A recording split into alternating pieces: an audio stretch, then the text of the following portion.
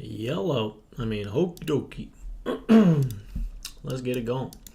Today we are doing, oh shit. Alright, today we are doing 1014 Quiz 9 review session for members only. For our special members. Let's get it going.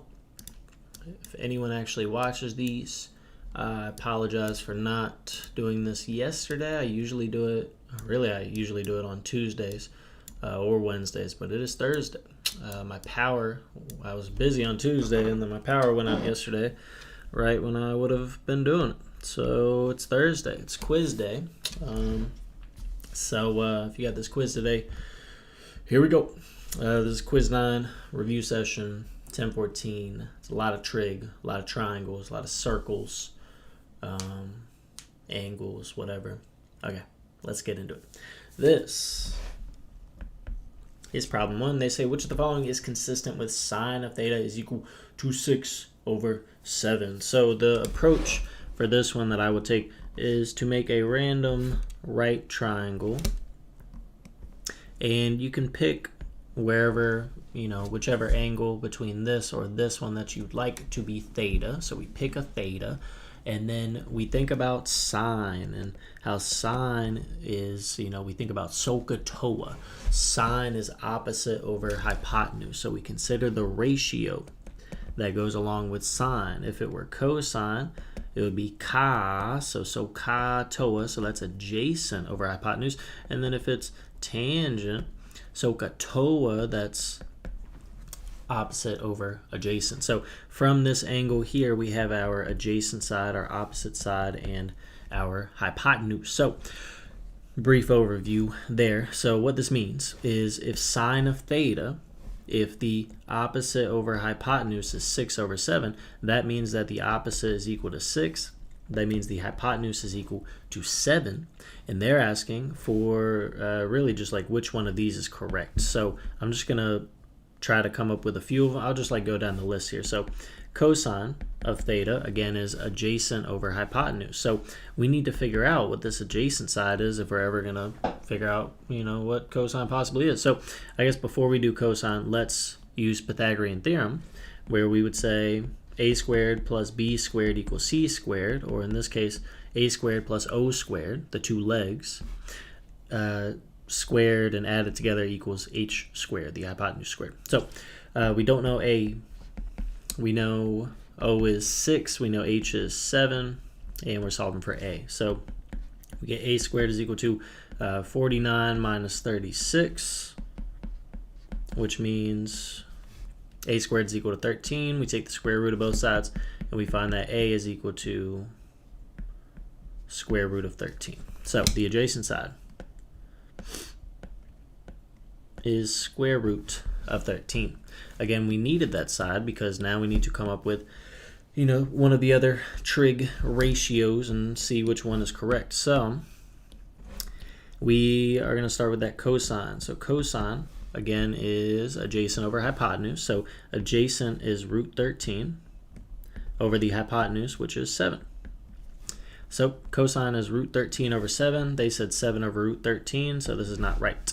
But I will say, from this one, if we know that cosine is root 13 over 7, secant is the flip, or the inverse, not really inverse, but it is the reciprocal of cosine. So secant should be equal to 7 over root 13. And I believe secant was another option here, but they said secant was 7 over 6. We said 7 over root 13, so that gives us another option to eliminate, which is cool. And then another process of elimination trick, if we know sine is equal to 6/7, its reciprocal is cosecant.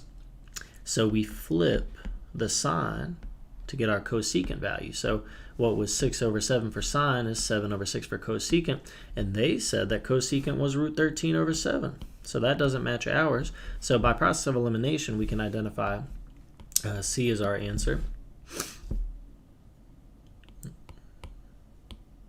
There it is. Sorry, I had to figure that out.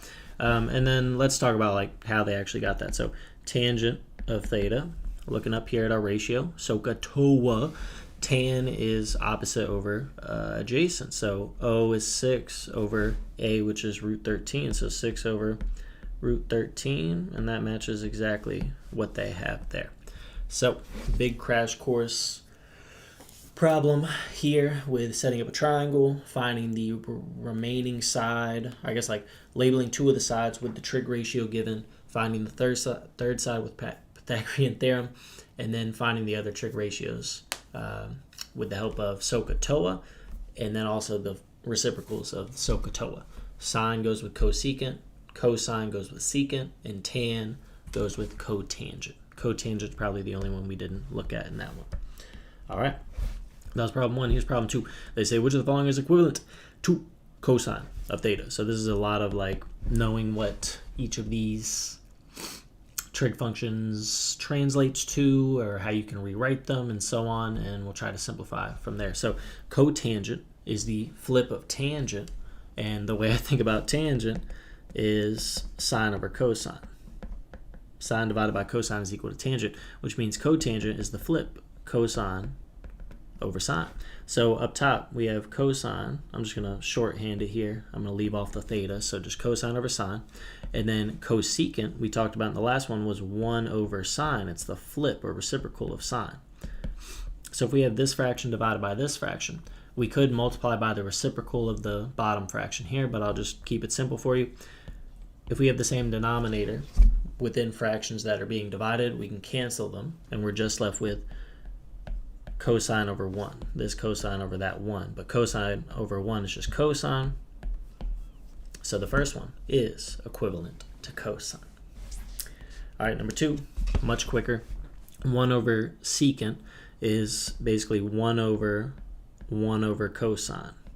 And if you have 1 divided by a fraction, the result is the flip of that fraction. So 1 over a fraction equals the reciprocal of that fraction. Cosine over 1 is just cosine. So number 2 is also equivalent to cosine. Number 3, 1 over cotangent. Well, 1 over cotangent, we said cotangent before was cosine over sine. And then we said in the last one, 1 over a fraction is the flip of that fraction, so sine over cosine. And that's it. So this is not equal to cosine because we really can't simplify this at all. So just 1 and 2 are equivalent to cosine of theta. Okay. I'm going to click on this, just make sure the sound's working and whatnot, of theta. Okay. I'm going to click on this, just make sure the sound's working and whatnot. Cool. All right, we're good. Let's keep it going. That was number 2. Here's number 3.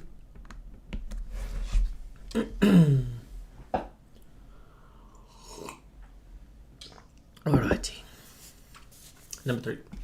They say if this function is periodic, meaning it's just like oscillating, it's repeating over time, what's its period? So the period is the time it takes to complete one full cycle. So if we think about an oscillating curve here, the period is basically the distance it takes, or the time it takes to get from one peak to another peak, or from one trough to another trough. It's like one full cycle, like starting at the bottom, going up, and then coming back down to the bottom. That's one full cycle. Yeah, that's a period. So originally, sine and cosine have cycles or periods of 2 pi. That's pretty rough. Hold up. So this is the sine of x function with its period of 2 pi, and then cosine of x looks something like that. Anyway, the original period of sine and cosine are 2 pi. But when sine and cosine, sine or cosine, has some other coefficient in front of the x term within the parentheses there, it changes the period. It could stretch the period, or it could shrink the period. And so using that b value and using a little formula, we can calculate what the new period should be. So the new period, or I guess to find period ever, like in general, the period is going to be equal to 2 pi over b. That's for every sine and cosine function. not for tangent and cotangent. Tangent and cotangent is different. It's just pi over b for those. But to find the period for sine and cosine, it's 2 pi over b. So if we can figure out what the b value is, the coefficient of the x term, we should be able to figure out our period. So if we were to rewrite x over 2 as some number times x, what would that number be?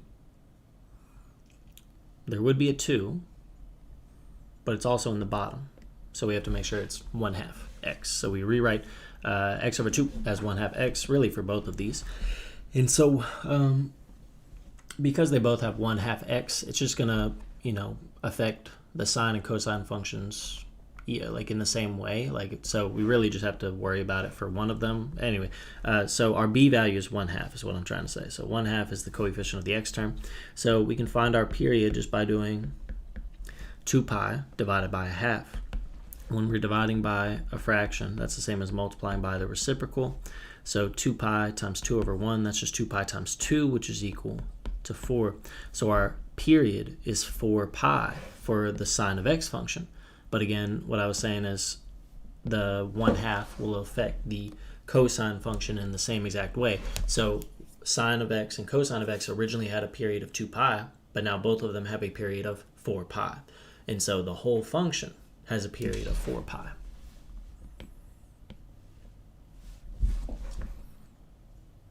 All right, that was number 3. Here's number 4. Use the table to find cotangent of pi over 6. We talked earlier about how cotangent was cosine over sine. And if we're finding cotangent of pi over 6, really we're just going to find cosine of pi over 6 and divide it by sine of pi over 6. So if we can find pi over 6 and we can find the cosine values, we can just plug these in. So cosine of pi over 6 is root 3 over 2. Sine of pi over 6, 1/2.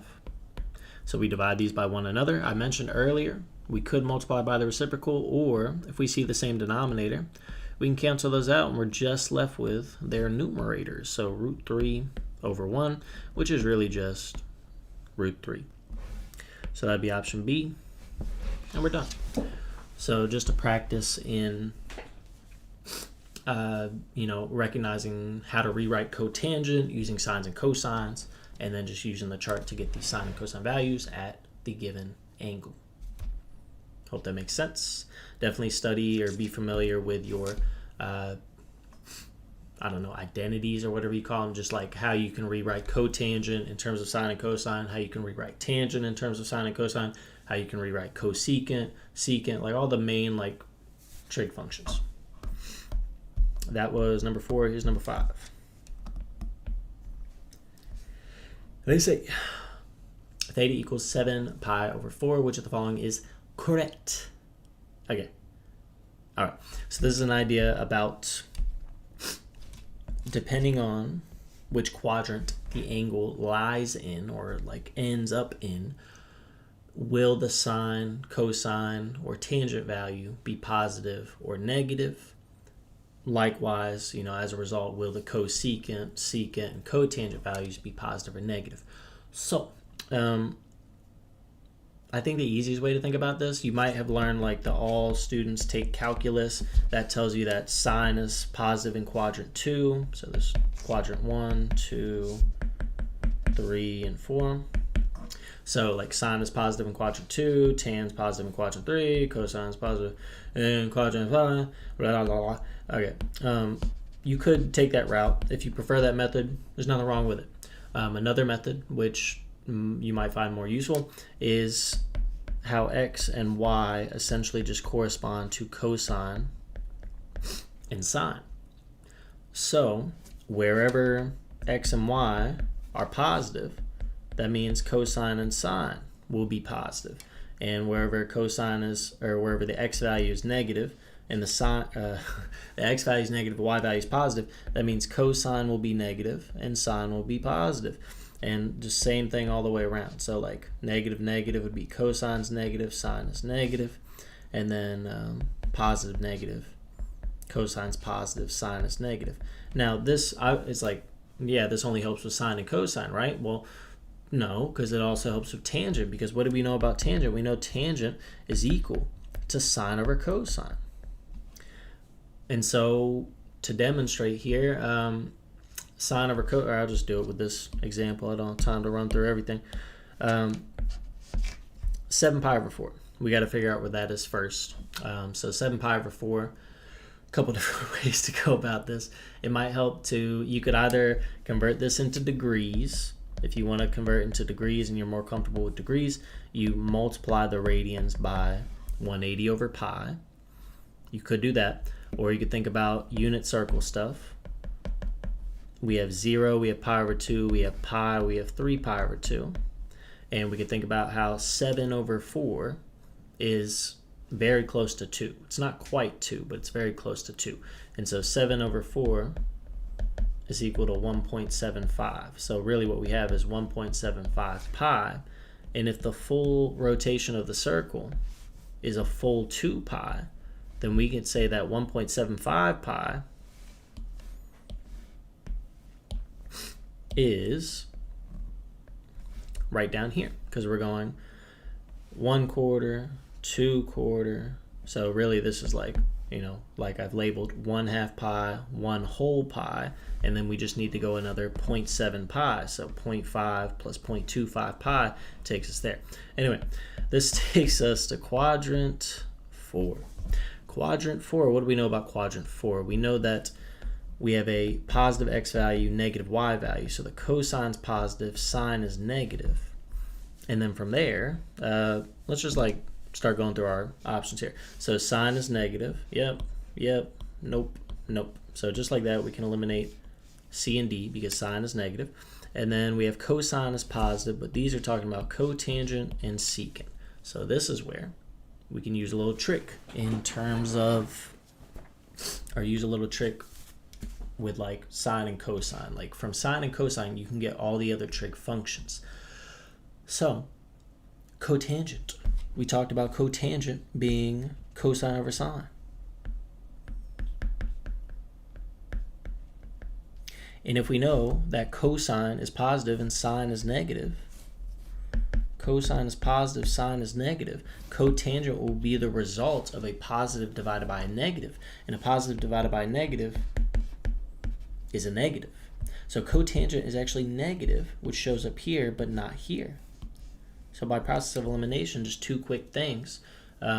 We identify A as our answer. Let's talk about the last one, secant being positive. Secant's a nice and easy one because secant is the direct reciprocal of cosine. So if secant is 1 over cosine and our cosine value was positive, 1 divided by a positive is just going to give you a positive as well.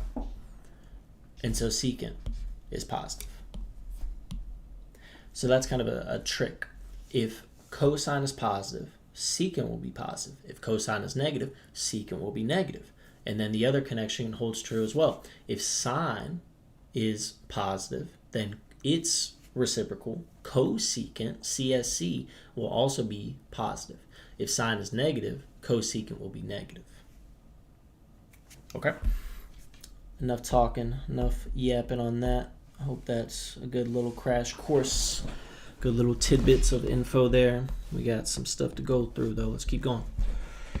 The sine of sine is negative and the sine of cosine is negative. In which quadrant is theta located? Again, very easy problem once you think about how cosine is like your x and sine is like your y. So if we think about x and y, they say sine is negative, so the y value is negative, and the cosine value, the x value, is negative. So we think about which quadrant would we end up with that would have a negative and a negative. Negative x, negative y would take us into quadrant 3. So again, it's obviously helpful to know the quadrants. I remember when I was learning this years ago, I always got confused. I never fully remembered it, but anyway, it starts upper right and it goes counterclockwise. So it swoops through like this. 1, 2, 3, 4. So quadrant 3 is where this angle is. That's all there is to it. So think about cosine is x, sine is y. Remember your quadrant numbers. That's it.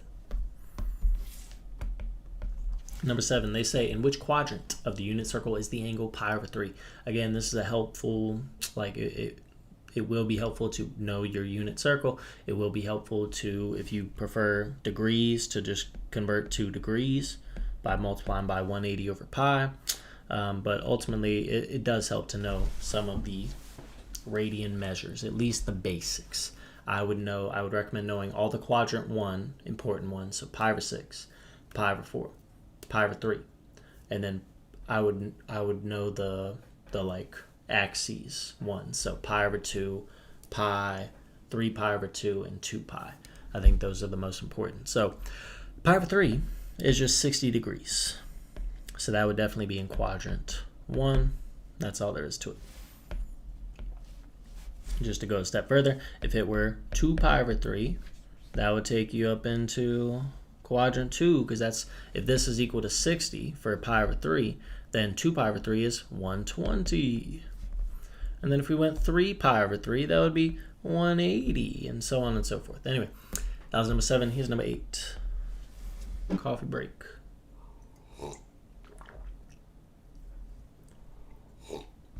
That's pretty good.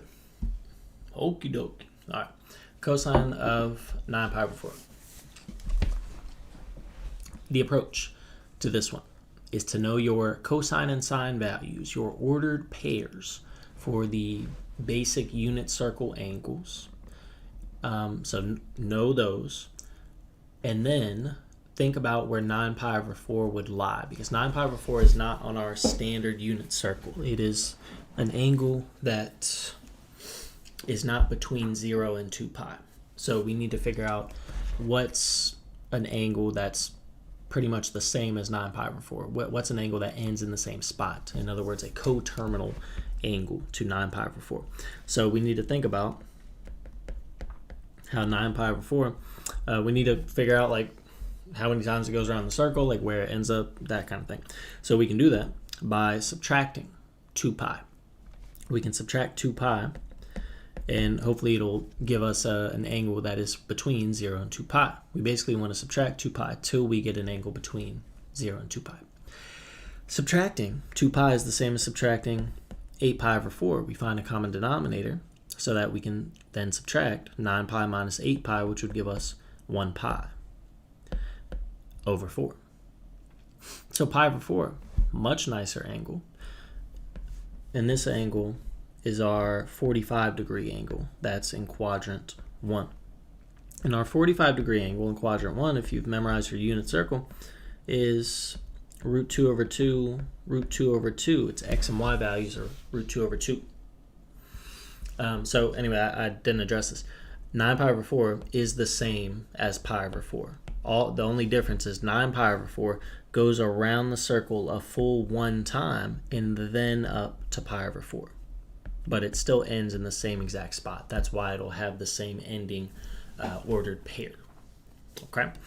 So now that we know that this is our x, this is our y, and we also know that cosine is x and sine is y, what's our cosine value? Right, root 2 over 2. And what do you notice? They never write it as root 2 over 2. So it might just help to know how they write it. And it's just going to be 1 over root 2. Don't know why they write it like that. Any other place in the math world, you'll see it as root 2 over 2. But 1 over root 2 is equivalent. I'll talk about why it's equivalent. If we multiply 1 over root 2 by root 2 over root 2, we get a root 2 on top and root 2 squared on the bottom. Root 2 squared is just 2, so that's why root 2 is equivalent to 1 over root 2. Anyway, our answer is 1 over root 2, and that's option B. Water break.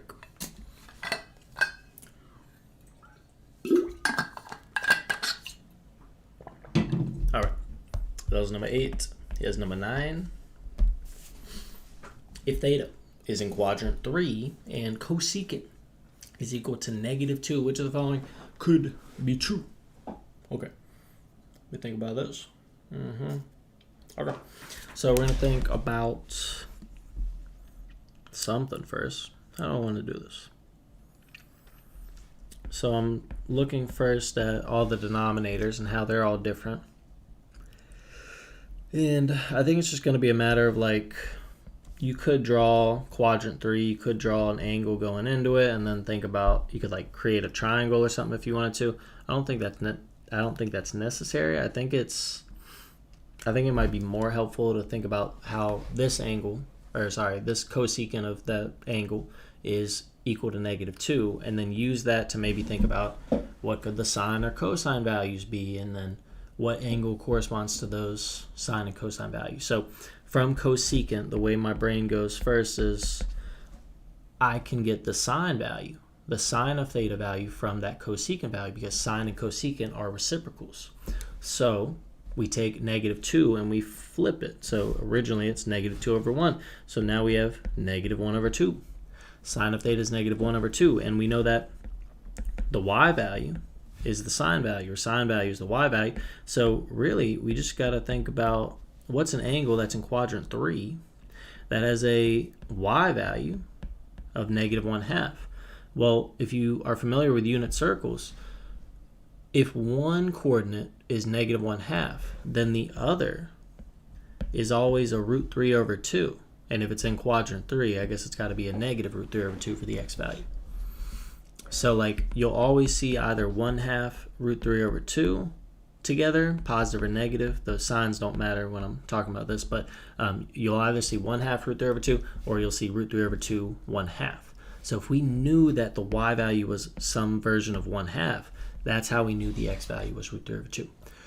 So anyway, all this is now going to help us just identify what kind of multiple we should have. So let's pull up a unit circle so you can get an idea of what I'm trying to say here. I can't find my good unit circle that I usually find, but looking at this, remember the ordered pair I wrote? So we have -√3/2 and then -1/2. So looking in quadrant 3, where is that ordered pair? -√3/2 and -1/2. You see that right there? And 7π/6 may or may not show up on our answer choices. But what does show up is that it's a π/6 value. A big lesson, if it's not clear already, is all the πs/6 have √3/2, 1/2. πs/6, √3/2, 1/2. πs/6, √3/2, 1/2. √3/2, 1/2. Every multiple is very organized in that way. So like the πs/6 are √3/2, 1/2.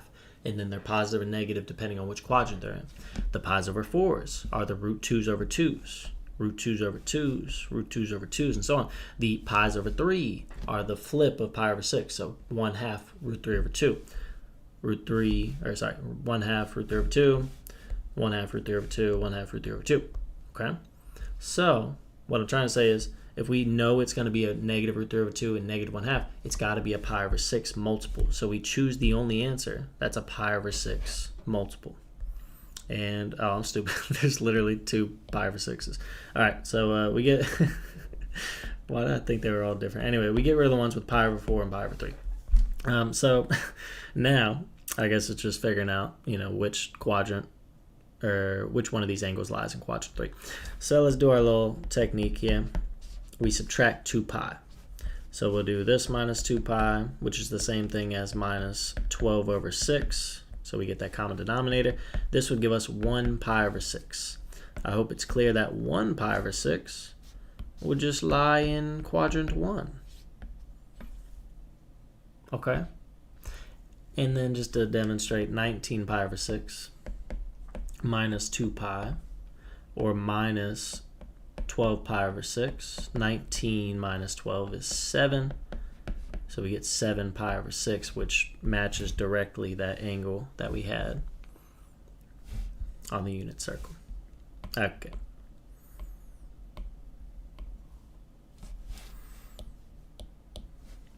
Big spiels here today, big spiels. But lots of good info. I'm just kind of blurting out everything I know in the hopes that it'll help.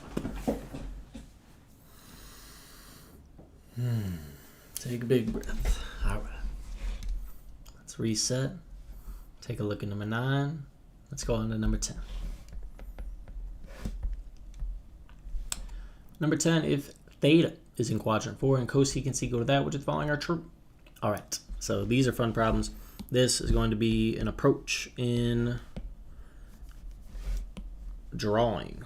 We're going to draw a little triangle, and we're going to label its sides. And from its side lengths, we are going to get the other trig functions. So this is a very important practice in trigonometry, being able to draw a triangle in certain quadrants and get the side lengths and then identify the trig values of the theta from there. So we have an angle in quadrant 4, so what that means is just from the origin we just draw any arbitrary like vector out like this. So I'm going to make it a little more open here, and then from the end of that vector we kind of make a vertical line, a perpendicular line with the x-axis, so that we have now a right triangle. And the angle that is formed from that vector with the x-axis is always going to be our theta. Okay? So we've drawn a triangle. From the cosecant, we should be able to get our side lengths of the triangle. So if cosecant is equal to -2 over root 3, the way I see that is sine is equal to the flip of that, so -√3 over 2.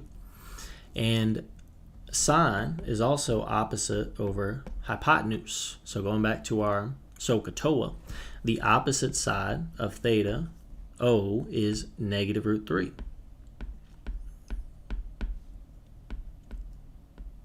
And the hypotenuse is equal to 2. So we just need to figure out what this side length is, and we'll be in business. Something to point out is that the legs of the triangles, legs of these triangles that you draw, can be positive or negative, but the hypotenuse must always be positive. Okay, so we could have had the choice of, like, you might have asked, like, do we have the choice of making the 2 negative and this positive? We do not, because again, the hypotenuse has to be positive. So we choose the drop down there, that side length, to be -√3 over 2. And let's find this side length using Pythagorean theorem. A squared plus b squared equals c squared. So I'll use adjacent, opposite, and hypotenuse. So a squared plus o squared equals h squared. So a, we do not know. O is -√3. And h is 2. So -√3 squared is actually just equal to 3, because a negative times a negative is positive, and then √3 times √3 is just 3. 2 squared is 4. A squared is 1, which means a is 1. So a, the adjacent side, is equal to 1. So now we have all our side lengths, which means we can find our trig functions, our ratios. So starting with the first one. Sine, well, I guess we already did sine, to be honest, so I'm just going to use this. So sine is just the flip of the given cosecant, so -√3 over 2. That checks out. Now tangent.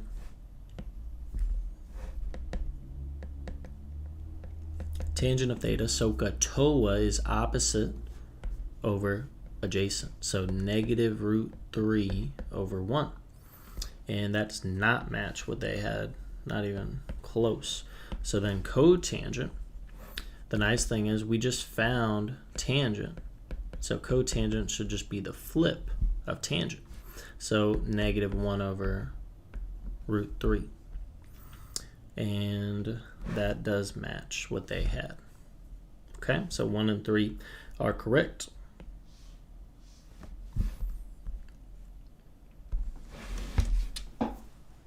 And that's it. All right. Take a little water break.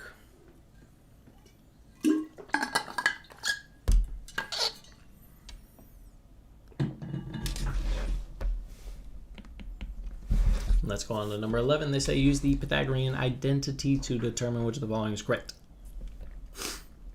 So Pythagorean identity, the basic one to know, is sine squared of theta plus cosine squared of theta is equal to 1. From these, you can actually get other Pythagorean identities. if you wanted to, we could divide the whole thing by sine squared. Sine over sine is equal to 1. Cosine over sine is equal to cotan. 1 over sine is equal to cosecant. So you can get that Pythagorean identity. If we divided by cosine squared, we get the other one. So sine over cosine is tangent. Cosine over cosine is 1, and then 1 over cosine is secant. So these are all your Pythagorean identities. We'll probably just use the first one for this one. So we are trying to figure out what 1 minus cosine squared times cosecant squared simplifies to. So we're really just going to use this one. Let's talk about how. So 1 minus cosine squared, we can actually get that from this. If we get sine squared by itself and subtract the cosine squared to the right side, we have 1 minus cosine squared is equal to sine squared. So what that means is 1 minus cosine squared, I'm going to kind of simplify it, shorthand it here. If we have 1 minus cosine squared, we can sub in its place sine squared. So we have sine squared, and then it's still multiplied by cosecant squared.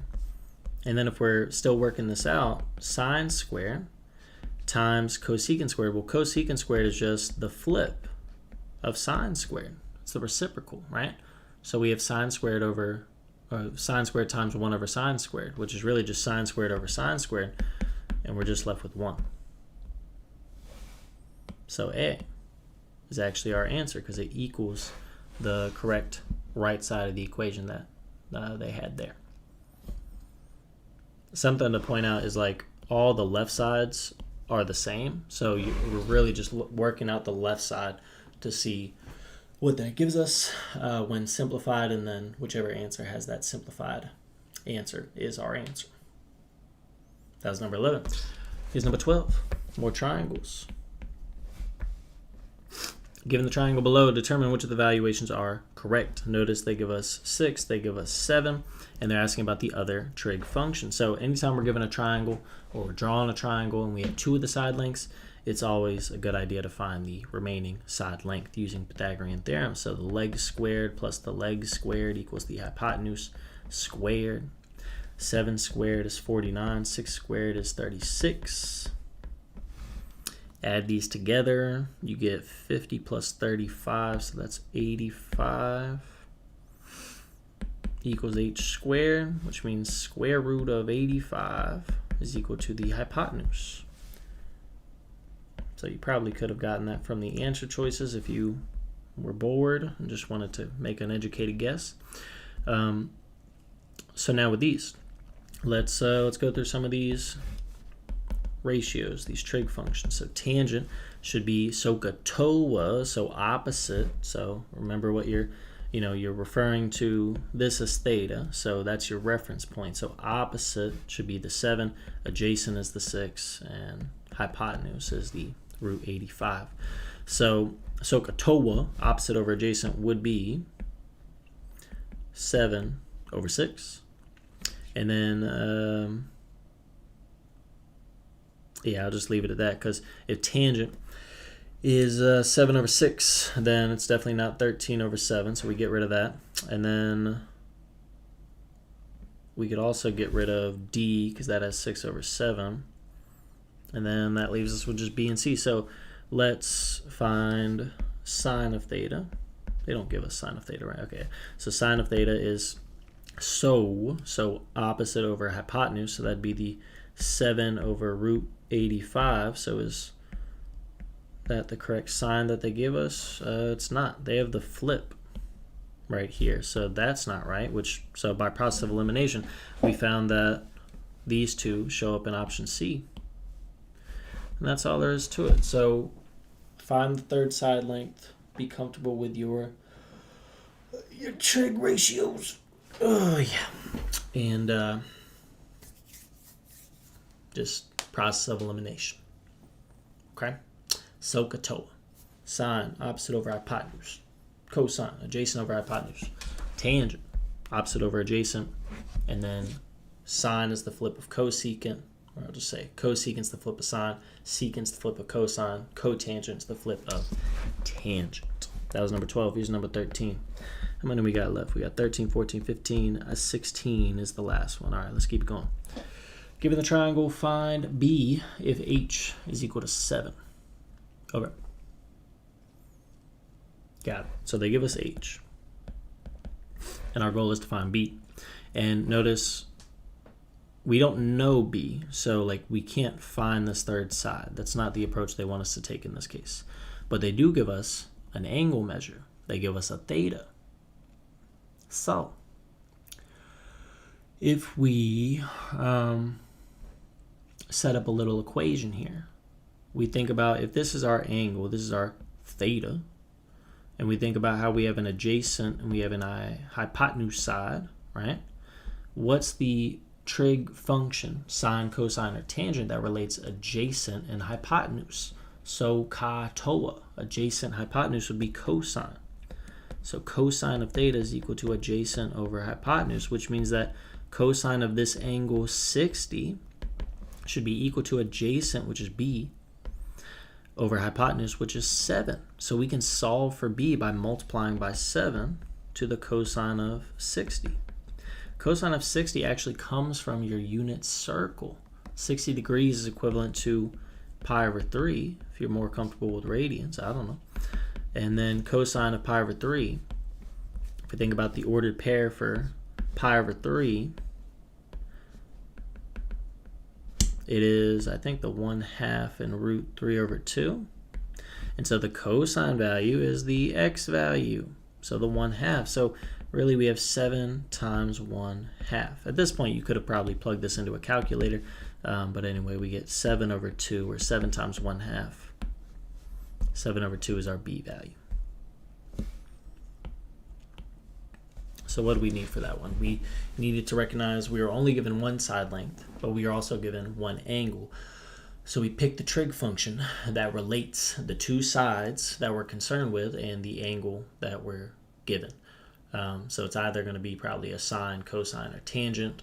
And then from there, you could probably use a calculator towards the latter part of the problem, or you could use your unit circle knowledge, or use the unit circle here and think about, what was the cosine value of 60? What was the x value of 60? That was the 1/2, yada, yada. Okay, that was 13. Here's number 14. They say, given the triangle below, determine the angle theta. Very similar problem, but notice they are giving us two sides. But I guess in this case, this would be an example where we don't need to find the third side length. That's kind of just out of the scope of what you need to do for this problem. You could do it, you don't have to though.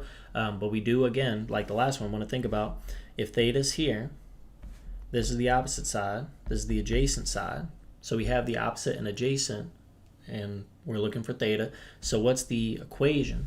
What's the ratio that relates opposite over adjacent? That would be SOHCAHTOA, tangent. So tangent of some theta is equal to opposite over adjacent. So tangent of some angle theta that we're looking for is equal to root 3 over 2 over 1/2.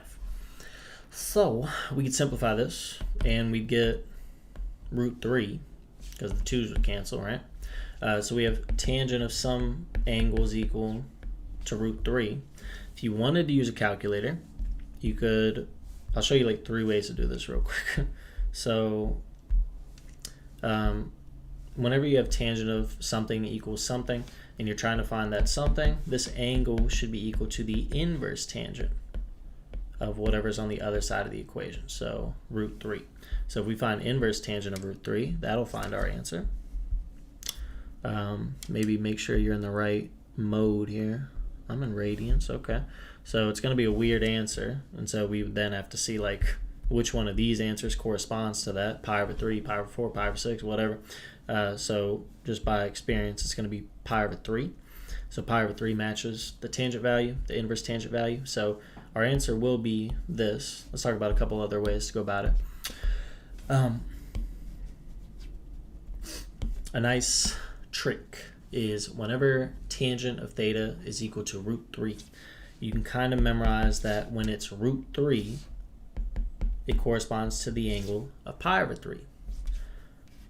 If you have tangent of theta is equal to root 3 over 3, 3 plus 3 is 6, and so this actually corresponds to the angle of pi over 6. In other words, this root 3 over 3 is the tangent value at pi over 6. The third way you can think about it is tangent is not just adjacent over hypotenuse, but we said earlier a couple times that it's sine over cosine. And we also said that it was root 3 over 2 over 1/2. So what I'm getting at is, what's the angle that has a sine value of root 3 over 2, or a y value of root 3 over 2, and a cosine value of 1/2, or an x value of 1/2, where the ordered pair is 1/2 root 3 over 2. Using our unit circle, we just looked at that one. 1/2 root 3 over 2 is pi over 3. So that's another way to get pi over 3. So tons of different ways, tons of connections, tons of relations when it comes to trig, tons of different ways to find the same thing. Okay? Hope that makes sense. That was number 14. Let's do number 15. Evaluate f of x equals x plus tangent squared of x at this x value. So it's really just a matter of like plugging this value in place of x here and here, and knowing how to work it out maybe a little bit by hand. Let's talk through it. So we're plugging in negative 7 pi over 6. So we get negative 7 pi over 6, and then plus tangent squared of negative 7 pi over 6. It's important to note that tangent squared of negative 7 pi over 6 is the same thing as tangent of negative 7 pi over 6 and then that whole thing squared. So if you can find the tangent of negative 7 pi over 6 and then square it, that'll do. First value is still just negative 7 pi over 6. So likely, I mean, if you see a negative 7 pi over 6 in your answer, it's probably a good sign. We can eliminate the others. And then if you know your unit circle well, I mean really well, you can probably figure out what tangent of negative 7 pi over 6 is. So it's important to recognize that negative 7 pi over 6 is a negative angle, first of all, which do not show up on unit circle. If you think about where the normal, the positive 7 pi over 6 is, let me do a little drawing here. The original 7 pi over 6 goes from here all the way to there, which means that negative 7 pi over 6, probably should have coordinated these colors better. Let's try that again. It's going to be fun. So positive 7 pi over 6 takes you here. Negative 7 pi over 6 would start from 0 but go the opposite way, but the same amount, right? So negative 7 pi over 6 ends up where 5 pi over 6 is. So basically they're the same angle. So if 5 pi over 6 is producing this ordered pair, or it's at that ordered pair, and we are wondering what the tangent value of negative 7 pi over 6 is, or the tangent value of 5 pi over 6 is, tangent is sine over cosine, or y over x. So tangent at negative 7 pi over 6 is going to be equal to sine over cosine at that value, or the y over x. So 1/2 divided by negative root 3 over 2. We cancel the 2's and we're left with 1 over negative root 3. And if we want, we could leave it like that. So I'm just going to leave it like that. 1 over negative root 3. 1 over negative root 3 was our tangent of negative 7 pi over 6. And then we want to square that because it was tangent squared at that value. So we do negative 7 pi over 6 plus 1 squared is 1. And then negative root 3 squared is just 3. We saw that earlier. This is our final answer. We see a 1/3 right here, which means that A is our answer.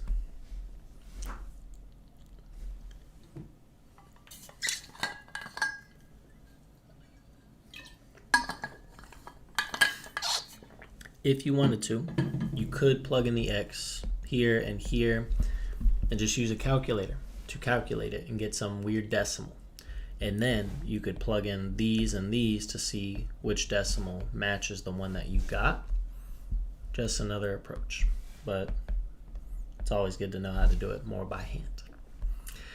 Number 16, suppose that sine of theta is equal to A and cosine of theta is equal to D. Find g of theta if this is g of x. So if this is the function g of x and we're finding g of theta, that just means we're plugging in theta in place of x, right? So our input is theta. So g of theta just means we're plugging in theta wherever we see x. So we have 3 theta plus tangent of theta. And the idea is not to leave it as tangent of theta, but instead use the idea that sine is equal to this, cosine is equal to that. So sine of theta is A, cosine theta D. And use the fact that tangent is equivalent to sine over cosine. So tangent of theta is equal to sine of theta over cosine of theta, which means sine of theta is equal to A. So we replace the sine of theta with A. And then the cosine of theta is equal to D, so we replace cosine of theta with D, and we have 3 theta plus A over D. And we're done. I want to say this problem, or at least all the examples that I had, really heavily use the tangent of theta thing. So tangent's always sine over cosine. If you get cotangent, it'd be cosine over sine. I don't know. That's pretty much it. I think that's all the problems I had today. It's a good summary on quiz 9 there. I'm going to scroll through the problems that we did just so you can get a glimpse at every bit of work that we did to knock out these 16 problems. And I'm going to call it there. We only have a few more review sessions this semester. We have we have an exam session next week. And we have quiz 10 and then the final. So like 3 more big sessions, I guess. Pretty cool. All right, I'm going to give you a glimpse at all these and then I'll be out of here. Thanks so much for watching. If you have questions on this stuff, let me know. I'm always happy to answer questions. Thanks so much for being a member.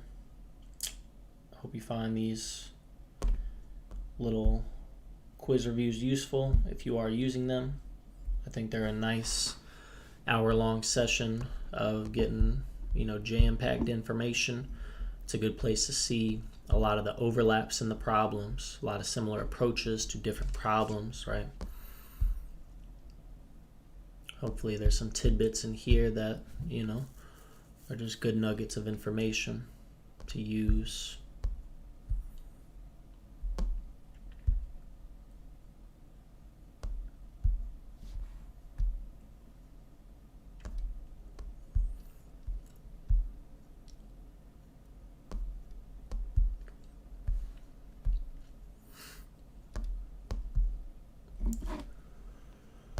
All right.